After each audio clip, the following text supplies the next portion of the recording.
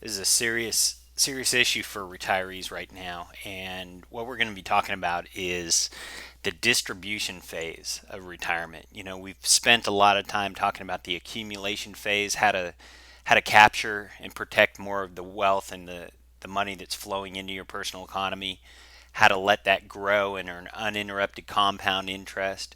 Now we're going to look at the distribution phase in retirement and what that could look like. So we've got a retirement age of 65 here. We've got a life expectancy. I'm going to make that life expectancy 92. Right now, inflation is being reported at 3% when actual inflation is closer to 15 to 17% on real items that you buy and use your money for and consume every day. Things like food, fuel, water, electricity, medical insurance, stuff like that. So we're going to use a rate of inflation of 4. And we're going to assume that you've saved about $2 million in a nest egg somewhere. Okay, now that can be in a stock account, which would be fully taxable. It can be in an IRA or 401k, which is tax deferred, or it can be in some other account that's tax free, like a tax free muni bond or whatever. So we're going to assume that it's all in a tax deferred 401k because that is the traditional way of saving for retirement. Okay, and then at retirement age, during those retirement years, we're going to assume that you're able to get a 4% rate of return on your money. Now, here's the crux of the problem. Most 401ks are currently invested in the market, in the stock market, in the paper asset market. When you get close to retirement, though, you don't want to risk that money. So there's what we call a great rotation right now happening where wealth is being pulled from the stock market and is going into bonds, federal bonds, US government bonds, state and local bonds, muni bonds, even private bonds to corporations and entities. All right. The thought process is that it's less volatile. All right. We're going to also assume a retirement tax bracket of 30% tax at retirement. All right. Now, when you build up this nest egg of $2 million, what you'll notice, most retirees put their nest egg into the bond market for safety and security. There are a lot of bonds that are maturing right now that were paying 6 to 7% and have matured, and the money is being released back to those investors, and they're having to put the money back into new bonds. Well, the new bonds on a 10-year treasury note, for example, is only 2.8%.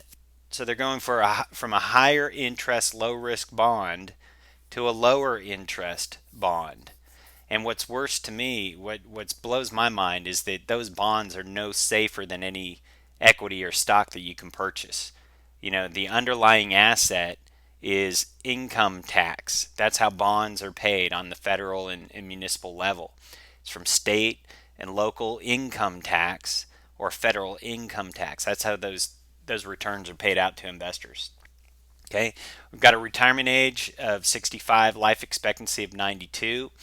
Now, there are three things that we want this nest egg to accomplish. All right, obviously, we want to generate an income. Okay, our nest egg at retirement is used for our income at retirement. We also there's another important factor to our nest egg. We hope that that money doesn't run out. We don't want that money to run out. We don't want to run out of money before we run out of breath, so, as we like to say.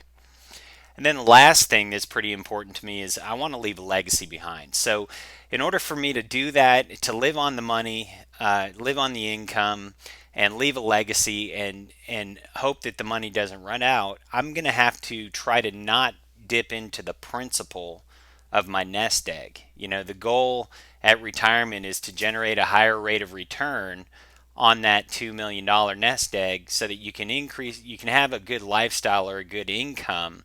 Your money won't run out, and you'll have that $2 million to leave behind as a legacy. Okay. Now at 5%, you can see that income stream is 100,000. At 3%, it's closer to 60,000. All right. I'm going to give you a huge high rate of return at retirement of 5% to show it $100,000 a year coming out. All right. Now, between age 65 at retirement and your death at 92, there are some major risks that we have to consider. All right. First risk is inflation. If inflation changes or spikes dramatically, that $100,000 is not going to buy the same amount of goods and services that it could if inflation was much lower. All right. The other risk that we run is tax rates. If based on the unfunded obligations that we have in the future, those unfunded liabilities, Social Security, Medicare or Medicaid A through D, the prescription drug plan, and Medicaid in general. If you ask people on the street, do you believe taxes are going down, up, or staying the same in the future? What do you think most people would say? I believe taxes are going up in the future. It's the only way to solve the problem at that government level. Okay, the other risk that we have that's a major risk during retirement is what if this rate of return drops? What if this is a variable rate of return in some product that can fluctuate? It could be 0, it could be 5, it could be 10. Depending on that rate of return, that's a big risk during retirement. The fourth risk that we have to protect against is loss of capital, loss of that nest egg, or dipping into that principal balance. And then, of course, you have market risks. You have market fluctuations. Okay, so we're going to take a look at all these different variables and factors and risks at retirement to see how it affects our income and to see whether or not we can not have our money run out before we kick the can. All right, so our initial assumption, our inflation rate, we have at 4%. We can drop that down to 3%. We can increase it. What if that inflation rate changes in the future and inflation goes up to, I don't know, 5 or 6%? All right, look what happens to your purchasing power over time. I want you to focus on this. If you're withdrawing $100,000 a year at retirement, your purchasing power, after you take taxes out, after you take the taxes out of your withdrawal, then your purchasing power is whatever's left over. Well, today, if you were to retire with $100,000 and pay 30% in taxes, your purchasing power would be $70,000. But as inflation rears its ugly head and increases over time, look at the effect of your purchasing power of that same $100,000 as you go on down the road during retirement. You can see that at age 92, it's barely worth anything. Okay, let's set inflation back to 4%. You can see that it doesn't really make it that much better. Well, let's take a look at taxes. What if taxes change in the future? What if your tax rate increases 5%? Which we fully expect that to happen, in the future to pay for these unfunded obligations. That has a dramatic effect on your purchasing power as well. Okay?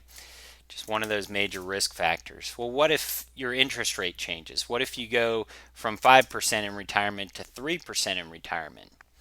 Look at how dramatically that changes your purchasing power of your money.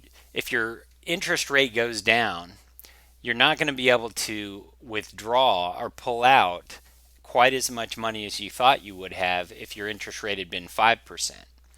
So at 3%, you can only withdraw $60,000. After paying taxes, you really only have $42,000 remaining.